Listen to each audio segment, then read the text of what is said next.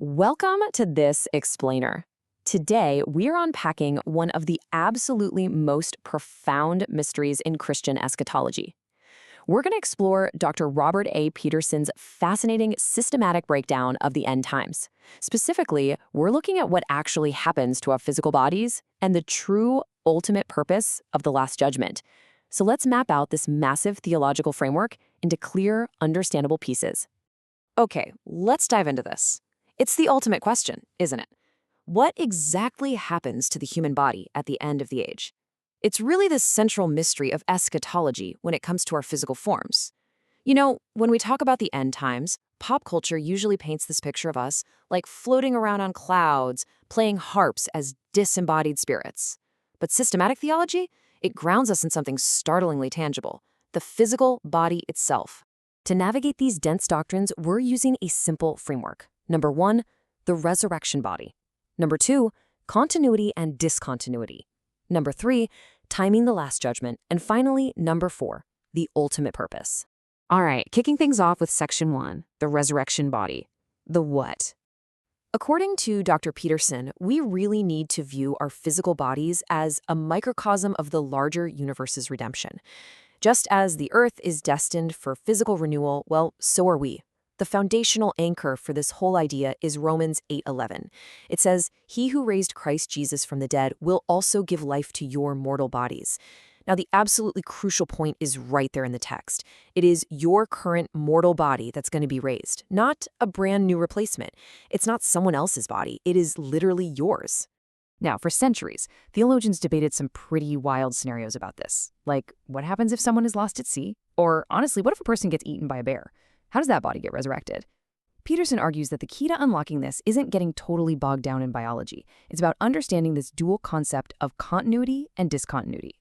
So continuity means the resurrected body is fundamentally the same physical entity as your earthly one. You are still you. But discontinuity, that means this exact same body undergoes an astonishing transformation. It's made amazingly new in ways we can kind of barely comprehend. Which brings us nicely into section 2, transformation. Continuity versus discontinuity. To really illustrate exactly how this works, Peterson uses a brilliant botanical analogy from the Apostle Paul. So think of continuity like planting a tiny sunflower seed. When you plant that seed in the dirt, you don't magically get barley or wheat, right? You get a sunflower. The core identity remains perfectly intact from that little speck all the way to the towering plant that eventually grows taller than you are. There is a direct, undeniable link between what goes into the ground and what comes out. But then we have discontinuity. And to really grasp this sheer newness, the orchid analogy is just perfect. Imagine a plain, totally unassuming orchid slip or a tiny seed. What eventually blooms from that is a breathtaking, vibrant, highly complex flower. That final, jaw-dropping blossom is beautifully unrecognizable from its humble beginnings. And that right there is the astonishing discontinuity, the ultimate radical upgrade of the resurrection body. So, what does this massive transformation actually look like in practice? Drawing from the Apostle Paul's letters, Peterson points out 4 major upgrades. First up, we shift from a lowly body to a glorious body. Look, right now our bodies are lowly. They're vulnerable to illness, to weakness, and eventually the grave. But the resurrected body? It's entirely free from those vulnerabilities. It's totally upgraded to reflect divine glory. The second contrast is moving from perishable to imperishable. As we all know way too well, our current bodies literally perish. We age, we shrink, our knees give out, our backs ache, and our physical forms just wear down. But in this theological framework, the transformed body puts on immortality. It becomes completely imperishable. It will never age, never wear out, and never die. Literally. The third massive upgrade moves us from being sown in dishonor and weakness to being raised in glory and power. Peterson notes how just incredibly tragic and unnatural the grave is for a human being made in the image of God. That profound loss, that's the dishonor and the weakness. But the contrast is astounding. Imagine a resurrected body of incredible power, capable of endless vitality without ever getting weary. The final transformation is from a natural body to a spiritual body. Now, hold up, I want to clear up a massive misconception here, kind of like letting you in on a well-kept secret. Spiritual here absolutely does not mean you become a ghost or some immaterial phantom. Actually, scratch that. The source material insists this is still a solid, physical entity.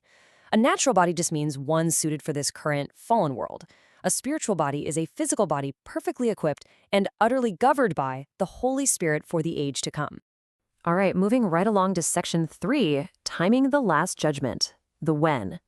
And this brilliantly illustrates exactly when all of this is supposed to go down. We're shifting from the microcosm of our individual bodies out to the macrocosm of the entire universe.